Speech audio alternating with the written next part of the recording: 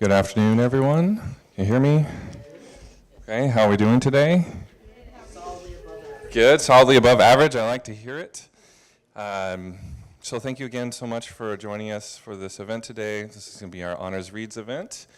So there's a couple different threads that we'll be weaving through today.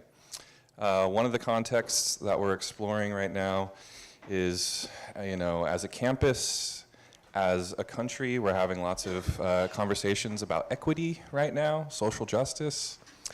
And one of the things that our department, the Humanities, Religious Studies Department, encourages us to be aware of is the fact that religious identity is an important and emerging piece of equity conversations, right? Things to be aware of, the way that we enter the world and the way that we enter spaces and the way that we engage with others. So that's going to be one of the threads that we're looking at here. And we're going to be looking a little bit at Islamophobia, which we'll get a definition from here in a moment, but the intense dislike of Muslims, which is the idea, maybe you do it consciously, maybe you do it subconsciously, maybe hopefully you don't do it at all. But we get certain narratives that will show up in the media that we'll hear about, which can have us have certain ideas about what it means to be Muslim or what Islam is. And so we're going to hear from a colleague at the GTU and affiliated with UC Berkeley's Islamophobia and Research Documentation Project, Rania Shah, here from a moment. And she's going to tell us a little bit about Islamophobia. And then we're going to shift into looking at this book that we've been reading for Honors Reads, The House of Wisdom. And in the House of Wisdom, we're going to be looking at contributions that the Muslim world made to laying the foundations for the Renaissance. Laying the foundations for the Renaissance. So that may be a surprise for some people to know that there were these contributions. And we're going to hear some passages selected from some of our student panelists. And they're going to highlight passages that really spoke to them, right? And then they're going to contextualize these passages in their experience as Muslim Americans here on campus. And a little bit so you can hear about what it's like to read these passages and what they mean. And we'll hear from all of them. And then afterwards, if we have a little bit of time for questions, then we'll open up the floor to some general questions. And that's what we have in store for you today. So thank you again for joining us. And let's please give a warm round of applause for Rania. Thank you.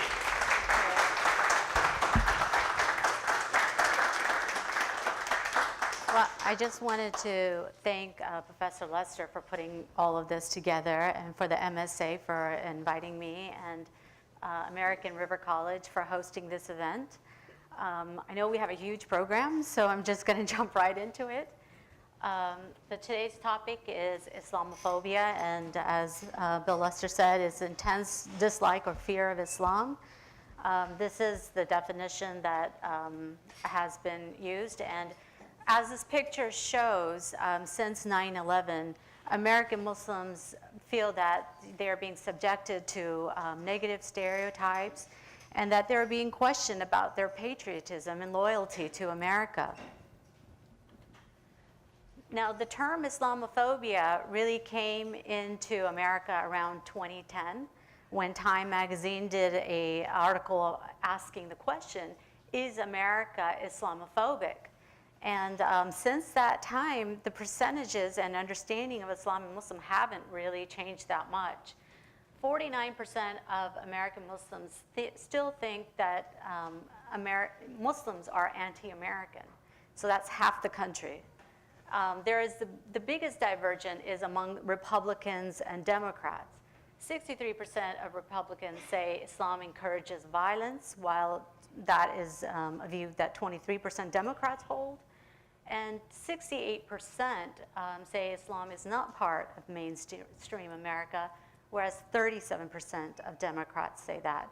So obviously there is a big divergence in politics. Now, an indicator of Islamophobia in America is the hate crimes. And 2016 happened to be a very interesting year. It's when Trump launched his was running for president. It also happened to coincide with the highest number overall of hate crimes in America. In 2016, the hate crimes toward American Muslims was at a higher level than it was after 9/11. So we even preceded that level. It grew by 67% in 2015. There were 307 incidents of anti-Muslim hate crimes. 2016 is the second year of overall increase of hate crimes. FBI reports 6,000 incidents, which is a 4% increase. Now, the Southern Poverty Law Center says that that number, 6,000, is actually a very low ball. This is being collected by the FBI from other organizations who are participating. The actual number could be somewhere 40 times more than this, so around 200,000 of hate crime incidents. Most of them still continue to be anti-Black crime, and 57% are race motivated, 21% are religious motivations, are religious biases. Of those, 54% are anti-Jewish hate crimes and 25% are anti-Muslim. And if you look at the religious makeup of America, 70% is still Christian, so that's the dominant. Jewish Americans represent 2% of the population. American Muslims represent 1% of the population, but this 3% group gets nearly 80% of religiously motivated hate crimes in America. So the next time you see a Muslim or a Jewish American, give them a hug. They probably need it. Not only have hate crimes increased, but so have hate groups. From 2014, there's been a 20% increase of hate groups. Now, these are actually registered hate groups. In 2017, there were about 954 hate groups. Majority of them were white supremacist or neo-Nazi groups. 114 hate groups are identified as anti-Muslim hate groups, and the largest of that is Act for America, which claims it has 750,000 members and about 1,000 chapters all over the US. And California, probably because of the sheer size of the state, happens to have the largest number of hate groups, followed by Texas and Florida. Now, American Muslims are feeling, the hate, unfortunately. 75% of American Muslims say there's lots of discrimination against them. 50% of US Muslims say it's gotten more difficult to be Muslim in the US. Now, there's also a statistic that says that about 45% of Americans have never spoken to a Muslim in the past 12 months. About half the country has never spoken to a Muslim. So where do you think most of their information comes from about Muslims and Islam? That's right. Although Trump said that there wasn't enough reporting about terrorist attacks, that actually is wrong. When an attack is done by someone who claims to be a Muslim, there's actually 357% more coverage on that terrorist attack. This was a huge study that was actually just published in this month. And they looked at a very small period of time in America, and they looked at all the terrorist attacks. 88% are by non-Muslims in the US. But when you look at the media coverage, if it was a terrorist attack by a Muslim or a foreign-born Muslim terrorist, there were about 300 news articles about that. When it was done by a non-Muslim terrorist, there were somewhere around 25 articles. So 25 to 300, you can see the discrepancy there. The Anti-Defamation League actually just did a 10-year study. They looked at the fatalities that are associated with hate crimes. There were about 387, and of those, 71% were actually done by right-wing extremists. 26% were done by Islamic extremism, and the largest of the terrorist attack by a Muslim was done in 2016 when Omar Mateen went into the Pulse nightclub and killed 49 people. In 2016, that fatality rate doubled because of this one terrorist attack. And there have been a lot of attacks on Muslims. There's not actually a number that I could find, and I did look, but there was an incident in May 2017 when 3 men in Portland tried to stop a white supremacist from harassing 2 women on a bus who were one wore a scarf, a hijab like me, and 2 were murdered and 1 was seriously injured. So there's been a lot of crime and hate crime associated around this negative portrayal and images of Muslims. Now, 80% of Americans and 83% of American Muslims say that they're very worried about terrorism and terrorist attacks. But when you look at what is really killing Americans, there's about 35,000 deaths per year from gun violence. So that tends to be the biggest terrorist type of attack. And unfortunately, 2/3 of that are suicides, and 1/3 are homicides. So you can see the difference of rate of those who are actually being killed by other Americans and those who are being killed by terrorism.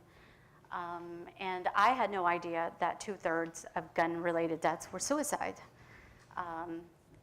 But terrorism is a problem. It is a serious problem. And most of it affects, is predominantly in Muslim majority countries. In fact, in just 1 year, in 2016, Iraq had somewhere around 12,000 deaths from terrorism. Afghanistan had 5,000 deaths. Syria had 4,000 deaths. So terrorism is a huge problem, but it's affecting those people living in these countries.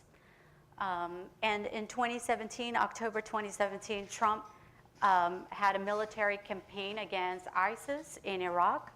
And there were somewhere around 30,000 to 35,000 terrorists all in Iraq. They claimed that as their capital. After this military campaign, there's somewhere around 1,000 to 3,000. So most of ISIS was decimated. And that's good news for the world community. So 92% of American Muslims say they're proud to be an American. And these are young students. They were recently featured on NPR.org. They're all in college. Most of them are writers, film producers, bloggers. And you can listen to their stories. It's called America's Next Generation of Muslims Insists on Crafting Its Own Story. Now, this is the largest age group of Muslims in America between 18 to 29. That's 44% of American Muslims. And these were just, young kids, toddlers, when 9/11 happened. And they grew up in a very negative time when it was very negative and hateful time to be an American Muslim. So now, as young adults, they want to tell their stories. And although we are 1% of the population in America, we represent the whole world. We represent many countries. This is actually my sister. Her name is Zara and her husband Tom, and they have 2 kids. And they represent American Muslims. The largest category is white. Now, they use very large categories to describe the people, but of that, about 14% are Middle Eastern Arab, 13% are Iranians. The other are like Tom. He's a longtime Chicagoan, converted to Islam, white American. The other large group is 28% are African Americans, people who have been here all their lives. 28% are Asian, and that would be me and my sister. We're both South Asians. But it also includes people from Bangladesh, people from India, as well as Indonesia, Malaysia. 4% are Latino, and 3% are other or mixed. Now, American Muslims actually have very diverse beliefs. 64% believe that religion is important, and 72% consider themselves to be moderate or liberal Muslims. Of course, you wouldn't know that from watching the news. 22% consider themselves to be conservative. 64% of American Muslims say that there's more than one way to interpret their faith. Because Muslims come from so many different cultures, from so many different countries, there's always a little bit of divergence in how people practice their religion. 52% of Muslims say traditional teaching of Islam should be reinterpreted for contemporary issues. So there's room there for reform, for change. And this is interesting statistics for the ladies. 65% of American Muslims are actually male, men, and 35% are female. So, and I think that, after all the hate incidents that we have witnessed within the last 2 years, majority of Americans, majority of this country, believe that all races should be treated equally. This was the Charlottesville, Virginia. There was a white supremacist rally that had just happened, and Heather Hayes actually was murdered in that rally.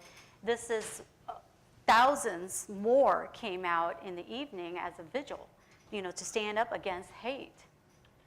And American Muslims have also been feeling the solidarity among other Muslims.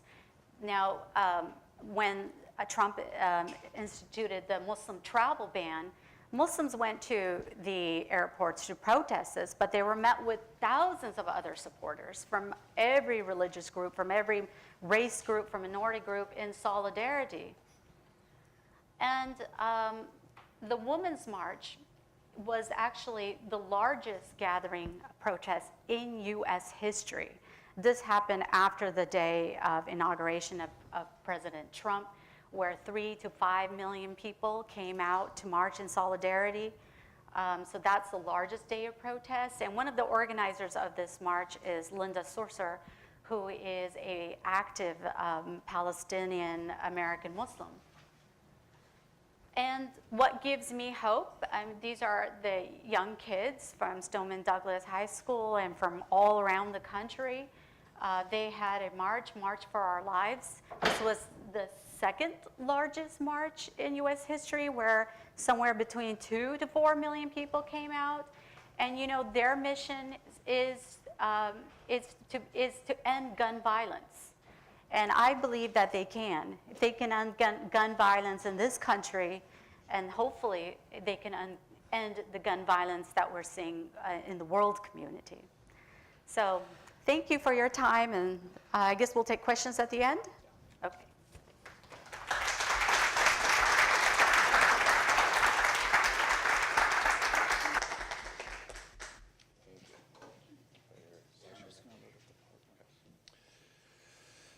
Thank you so much. So with that little bit of context, we can start to talk about this book that we're going to be looking at. So I wrote an email once upon a time to one of the translators of the Quran and part of my doctoral studies. And I asked him what are some of the most books that he felt that non-Muslims should read about to better understand Islam. And he sent me a list of about 3 books, but he said that this particular book, The House of Wisdom, was the one that he recommended the most. So if we see that so much of this fear that we've been hearing about here and seeing the reality of this fear reflected in these statistics, if we understand that a significant part of that fear comes from ignorance, right, from just not talking to other Muslims, right, or not talking to any Muslims, then whenever what we can do is actually get some knowledge, right?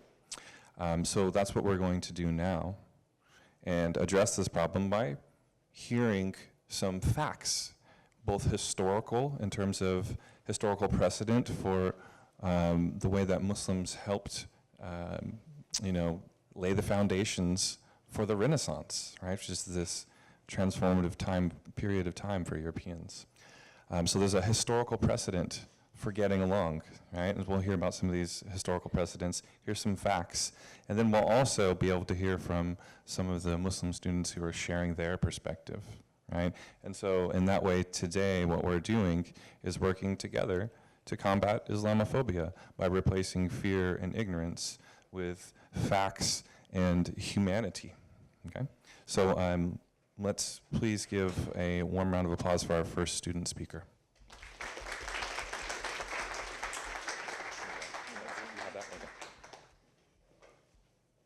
Hello, everyone. My name is Fatima, and I'm a student here at American River College. I'm pursuing a degree to become a math teacher someday. Before I share a passage from the House of Wisdom, I wanted to ask, did you ever wonder where the numbers we use today came from?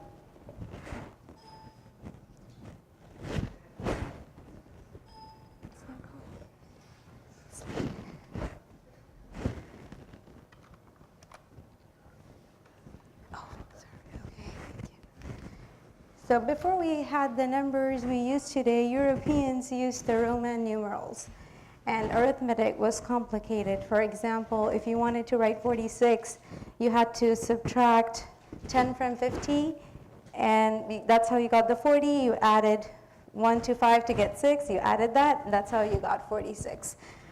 Imagine going to the market and having to do all that calculation to buy your chicken, tomatoes, etc. I love math, but I wouldn't want to do all that without a calculator. Now I would like to read a quote from the book, The House of Wisdom, about Leonardo of Pisa. He is considered to be one of the greatest mathematicians in history.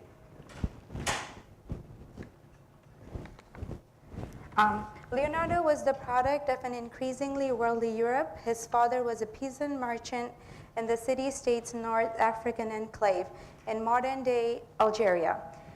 And he sent his young son to learn the latest arithmetic and accounting methods, including the basis for the Italian art of double-entry bookkeeping from the local Muslim traders. Leonardo later traveled to Sicily, Egypt, and southern France and Constantinople before returning to his native Italy. There in 1202, he completed the Book of Calculation, the first comprehensive work in Christian Europe on algebra and geometry. It also provided the most detailed Latin account to date of working with the Arabic number system, first spelled out by Al-Khwarizmi. Here begins the first chapter, writes Leonardo. The 9 Indian figures are 9, 8, 7, 6, 5, 4, 3, 2, 1.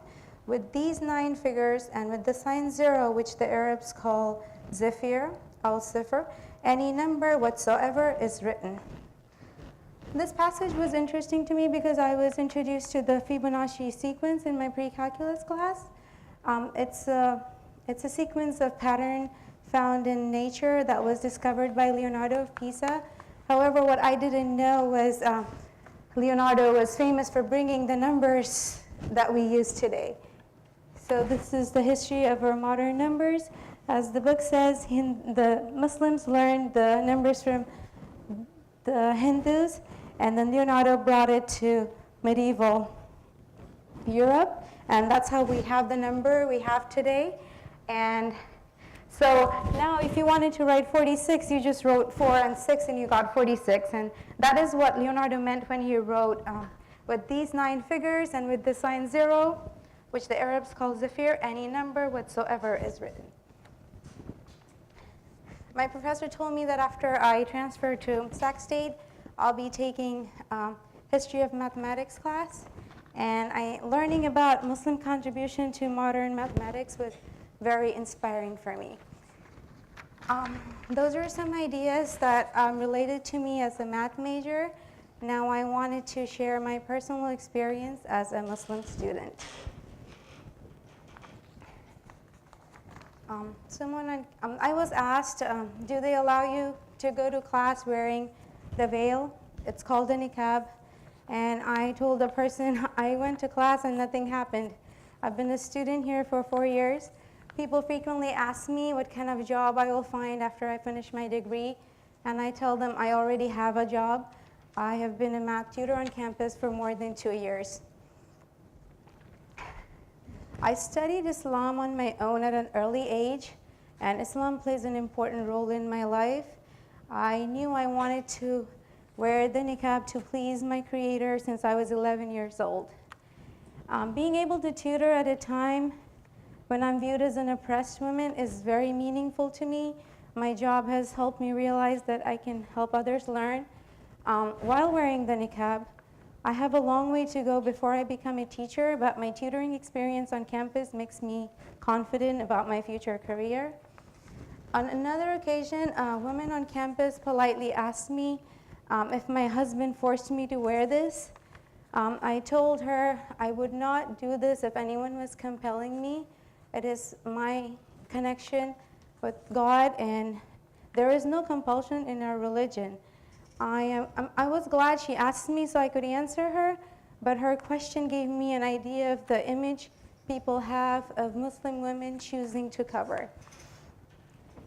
In reality, you can see the diversity in the way Muslim women dress, even among my fellow presenters today. I choose to wear the niqab. Nisa, sitting next to Professor Lester, she chooses not to wear a hijab. Salma, sitting next to Mohammed, she chooses to wear the hijab, and our guest speaker, she also chooses to wear the hijab. There are stories of women being oppressed everywhere, but I think it's important to ask every woman her story. If she is being oppressed, we need to help her. But if her lifestyle is her choice, she deserves to be respected for her choice. I'm a Bangladeshi American Muslim, and with all the freedom available to me in America, this is my choice, and I am doing what I want to do. Thank you.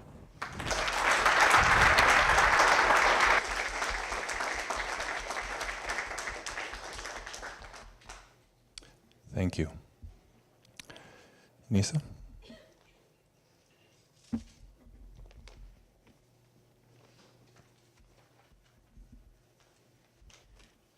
Good afternoon, everyone. My name is Nisa, and I'm a Pakistani American Muslim student here at ARC.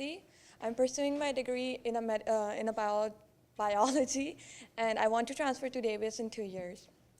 Today, when we talk about science, we think it as a Western concept and invention. Back in days when medieval doctors did not have any clue what caused diseases, most of the doctors still believed the Greek theory that when the four humors of your body become unbalanced, you become ill. They also blamed everything from stars to sins to demons and bad smell. Muslims are the one who absorbed the scientific knowledge of Greek, Persian, the Hindus, and synthesized it with their own knowledge and understanding, and made a lot of scientific theories and discoveries, which played a great role in the advancement of science in the Western world. The book, The House of Wisdom, a repeating history which revealed the vital role of Islamic civilization, played in the knowledge creation and how this treasure reached the West. Now, without any further ado, I want to talk about Jabir ibn Hayyan. He is known as father of Arab chemistry, and from his work, we can see that how one of the earliest discovery by Muslim scientists contributed to many of the development of chemistry in Europe. The passage from the book House of Wisdom, the great 9th century Arab alchemist Jabir ibn Hayyan thought that each of the earth's metal consisted of different mixture of sulfur and mercury, allowing for possibility that they could be transmuted if one broke them down into these two intermediate elements and then rearranged the proportion and relative purities.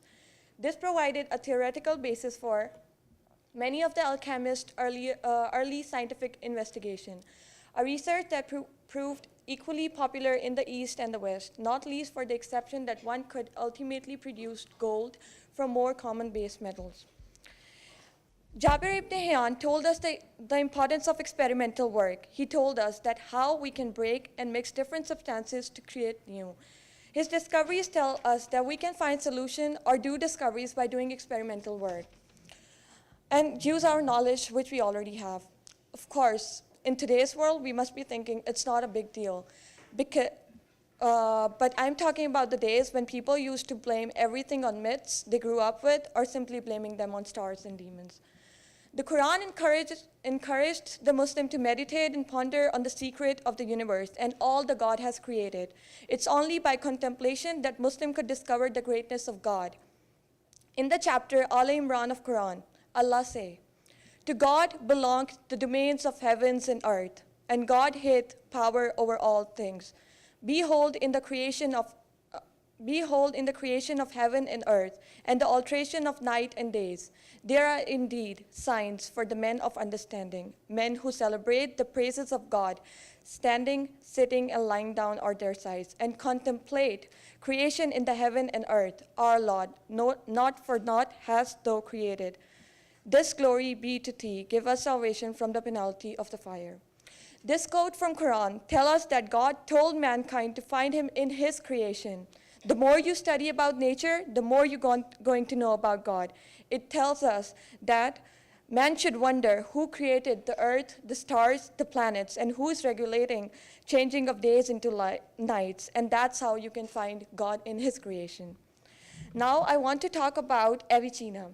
He has been described as the father of early modern medicine. His encyclopedic work, which has great influence in both East and West, the Canon of Medicine, a work of 1 million words, which summarizes Arabic, Greek, Hindu, and Persian medicine until his time.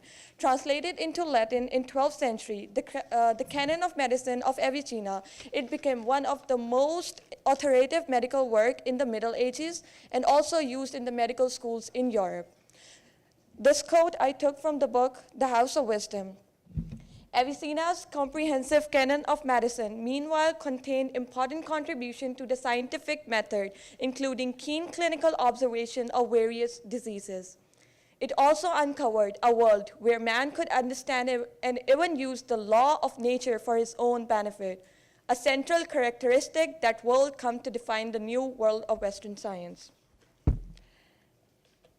In the time when people used to blame everything on stars and sins and demons and considered diseases as the punishment from God, Avicenna, the great Muslim scientist, starting to looking at the real cause of those diseases. When people were creating myths about diseases, he was actually trying to find treatment and cure for those diseases. He told us that how the law of nature can be used for the benefit of mankind.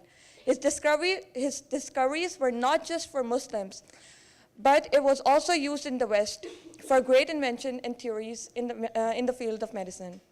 As a science major here at ARC, I'm applying many of these chemistry and biological concepts in my classes every day, but I have never seen anyone talking about the contributions of Arab or Muslims who discovered them. In our book, we learn about Western chemists and physicians and their discoveries, but we are never told about the contribution of Muslims. Also, when we talk about Islam and Muslims, we just, on our understanding, assume that they are so barbaric and have nothing to do with science, technology, advancement. But as I use the quote from Quran, God has told us to be keen to know about the nature and the principle and discover him through his creation. Whether it's from the regulation of heartbeat in 7 billion people or to the smallest particle from which this world matter is made.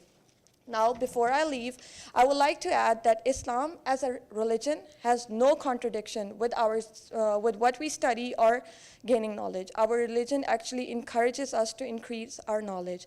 We are not forced not to study, or as my fellow presenter Fatima said, wear a hijab. It's our personal choice whether we want to do it or not. Our religion does not bound us anything, rather encourage us to make personal choices and know more and more about world and its nature. Thank you.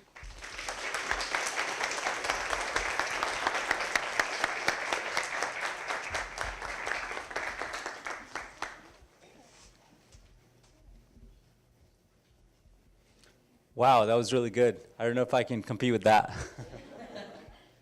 Good afternoon, everyone. My name is Mohammad Shabazz. I'm a Muslim American student here at American River College.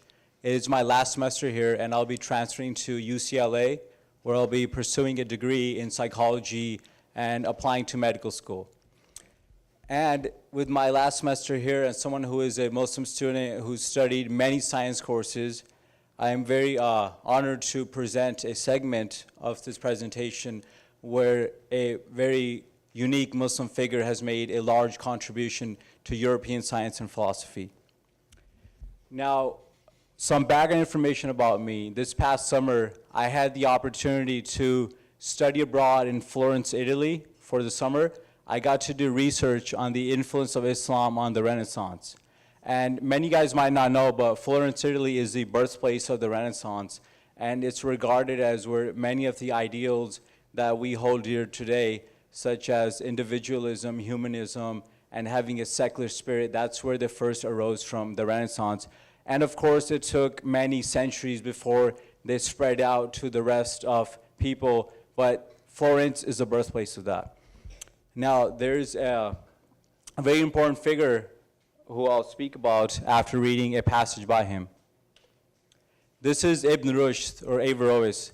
He's a tremendous figure from the golden age of Islam who extensively studied the works of the Greek philosopher Aristotle.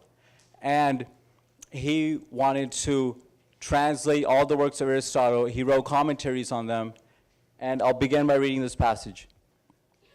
Averroes concludes that philosophy and revelation are different approaches to the same answers. Reaching into the holy texts, he finds ample support in Islam for the use of man's reason, and even takes it as a religious duty for those few truly capable of philosophizing.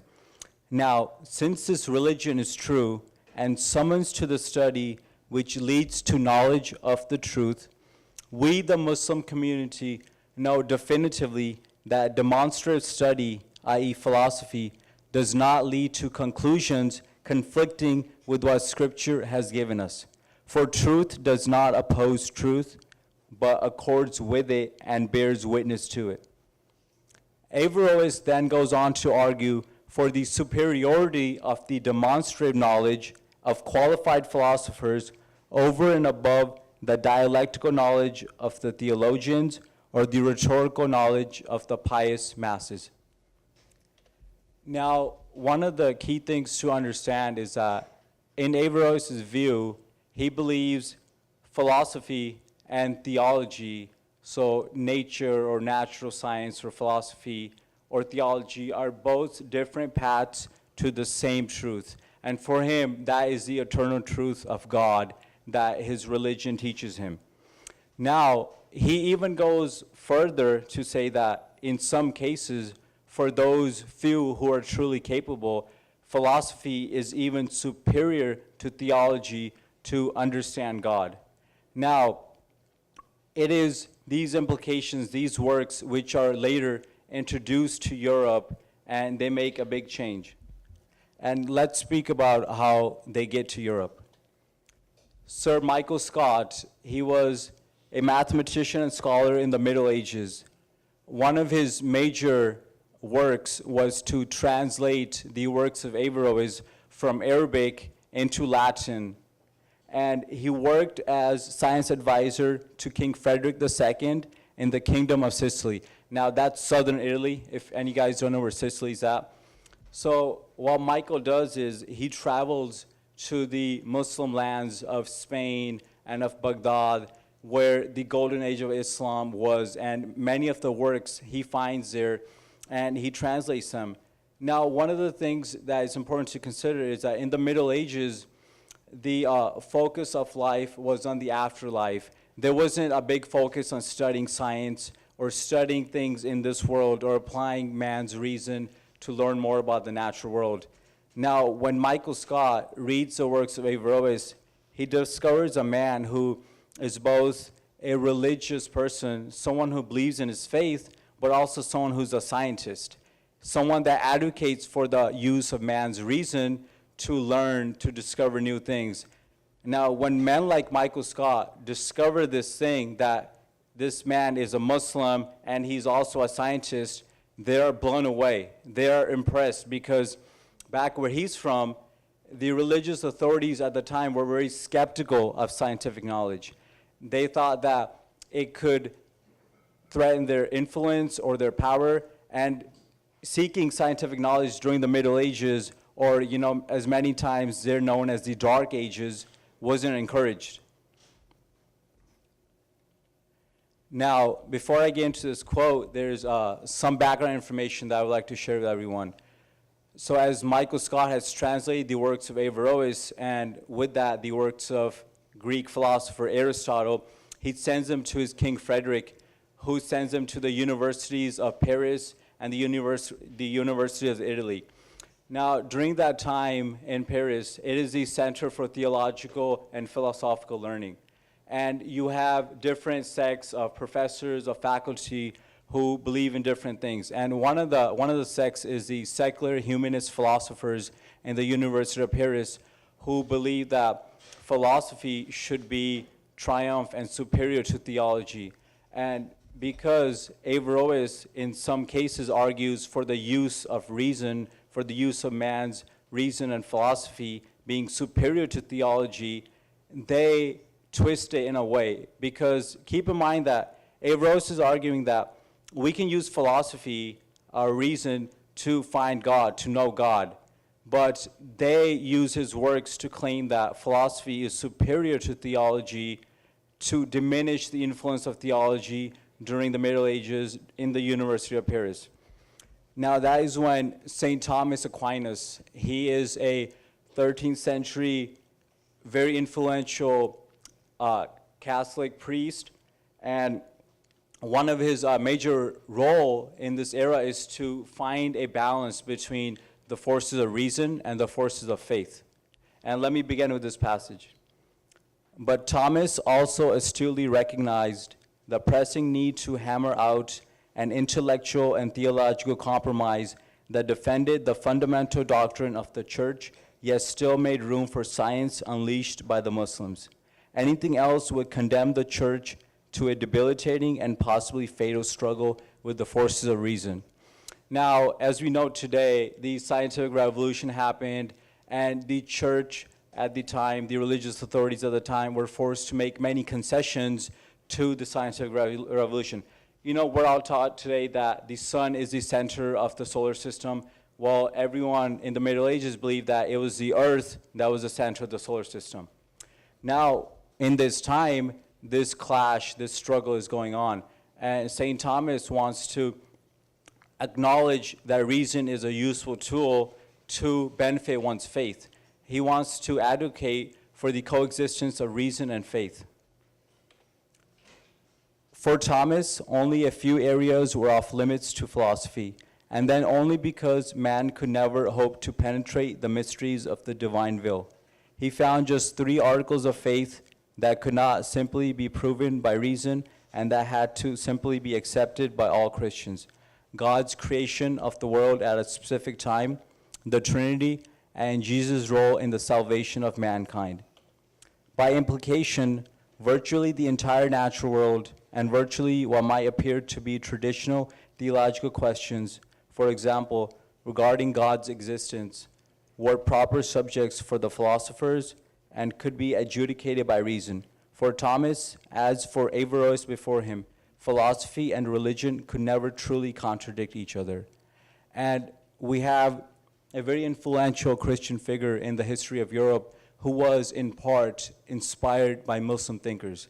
And his reading of Averroes gave him, in part, the possibility that man can be both religious, be faithful to his religion, and also be a scientist, use reason, use philosophy. Now, let me share a few personal examples from my summer in Italy. This fresco or wall painting is known as the Triumph of the Christian Doctrine. It was painted by a Renaissance artist in Florence in the Church of Santa Maria Novella. And in it, we have center stage is St. Thomas Aquinas, and right below him in the middle is Averroes or Ibn Rushd. And this is found in the birthplace of the Renaissance. So as you can see, even during the Renaissance, about 600 years ago, the artist deemed the 2 figures, of course, St. Thomas is above Averroes, showing that he's more important than him. But it is important to note that Averroes is right below him, and that shows that he was an important figure in the era. He was an important figure within that time in Europe because the intellectuals, the universities, they were aware of his works.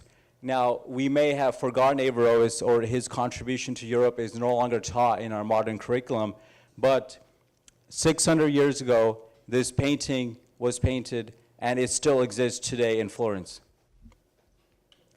One other fresco I wish to speak about is the School of Athens. It shows a congregation of different philosophers that is in the Vatican Museum. It was painted by Raphael. In it, many guys might not know, is also depicted Averroes. And as you can see, he is painted in the Vatican Museum, a very religious church building. Now, it shows that you can have a congregation, a harmony of philosophers in the church, that philosophy and faith can coexist. And finally, let me give you a metaphor for how science can be used to support the church. This is Notre Dame. I had the opportunity to be there in person last summer in Paris. It's a Gothic cathedral, and it's a very impressive architectural accomplishment. One of the key pieces of architecture used to support this building is the use of flying buttresses. Now, to build these, it takes a lot of scientific, geometric, mathematical, and architectural knowledge. So scientific knowledge is being used and applied to construct a building that can be used for worship and for prayer for the faithful that choose to visit this building. And it's a very popular building even today. Outside the building are long lines of people waiting to get in. Finally, I want to finish my segment with a passage from the House of Wisdom. It is the final passage in the book. And if you liked some of the passage you read so far, you will love the book. We have copies of the book for anyone interested to purchase for $10. The church willfully ignored the prescriptions of his own St. Thomas, and through him those of Averroes, for the peaceful and productive coexistence of faith and reason.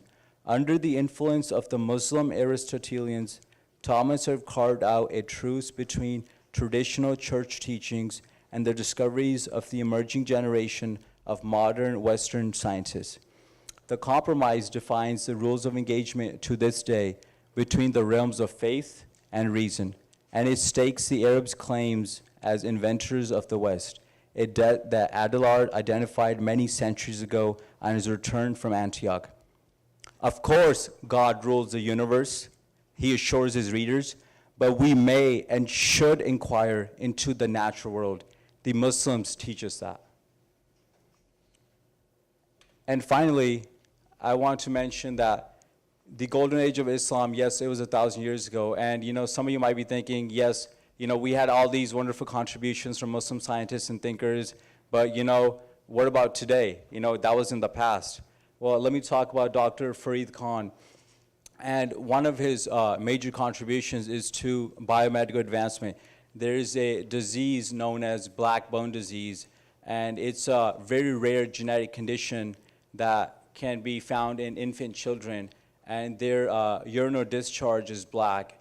And unfortunately, for the victim of that disease, what's happening is their bones in the body are slowly breaking down and being released through the discharge of their urine. And he was able to work at GlaxoSmithKline in a drug discovery for this very rare disease. He was able to come up with an enzyme that is able to treat and cure this disease. And this is a very impressive accomplishment, and he has many awards for that.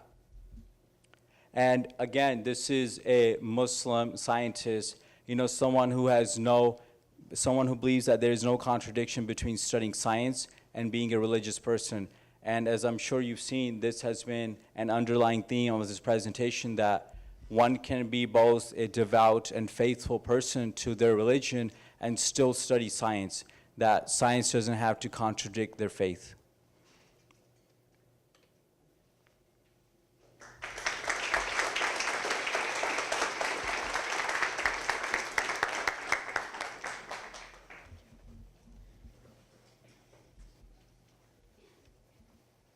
Hello, everyone. My name is Selma. I'm a student here at ARC.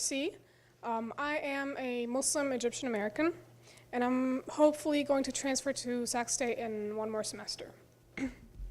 So, let me tell you a sad story. The poem I'll read you now is the same one I read 2 years ago at Sac City for my communications class. And I started by saying, I am a Muslim, a female, and an Arab. I mean, how good is that? Well, the reaction I got was laughter. My class started laughing. They thought I was being sarcastic. And so this is why I'm here today and 2 years ago to challenge this stereotype. And this reaction is actually, this is an example of microaggression, and this is what a lot of Muslim women go through a lot of the time. But when I asked myself why they laughed, why this happened, I recognize that as a Muslim woman dressed in this attire, I do get a lot of looks, but why?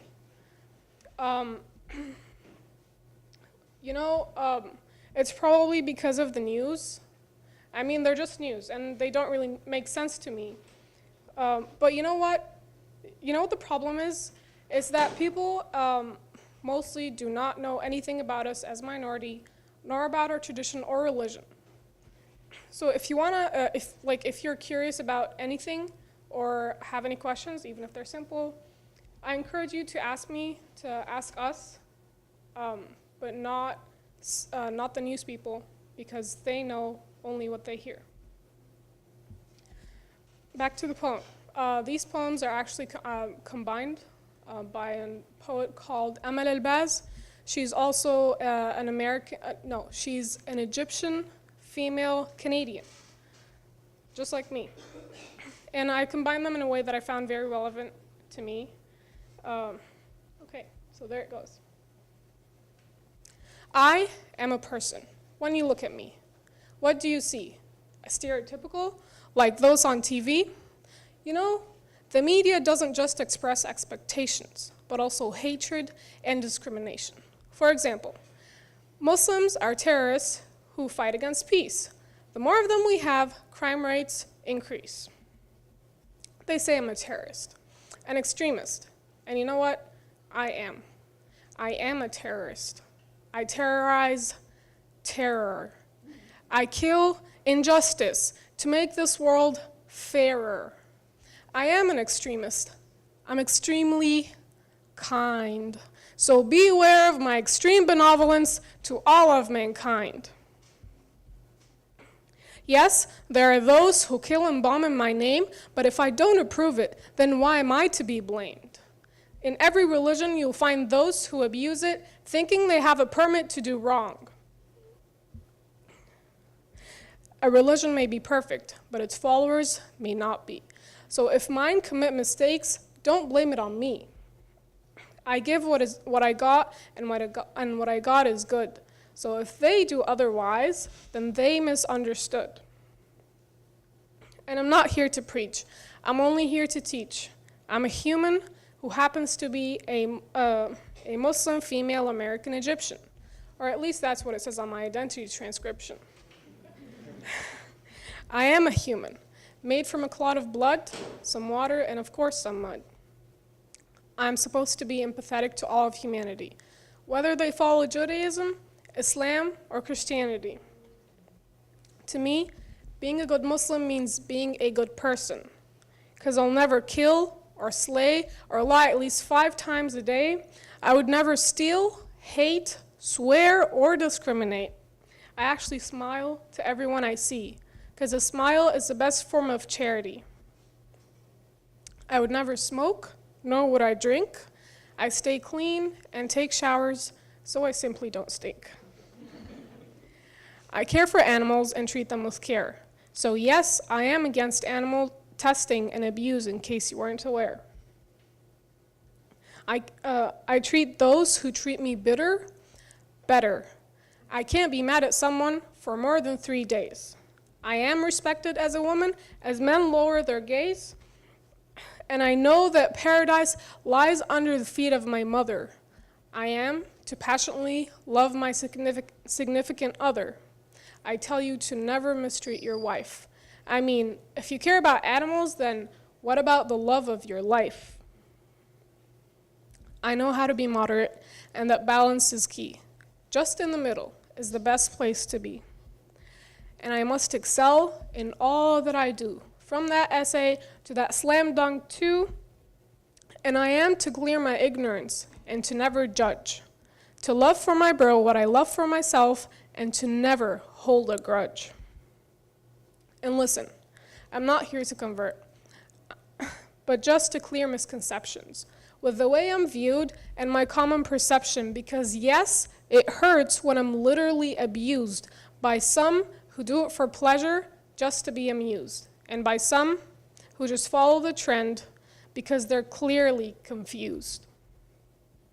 In a nutshell, my name is Islam, and everything I do goes back to salam, peace. So, let me greet you like I'm supposed to do.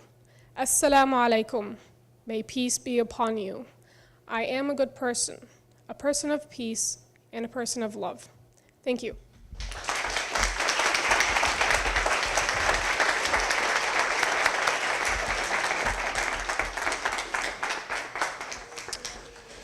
Thank you so much. Can we have one more round of applause for all of the presenters today?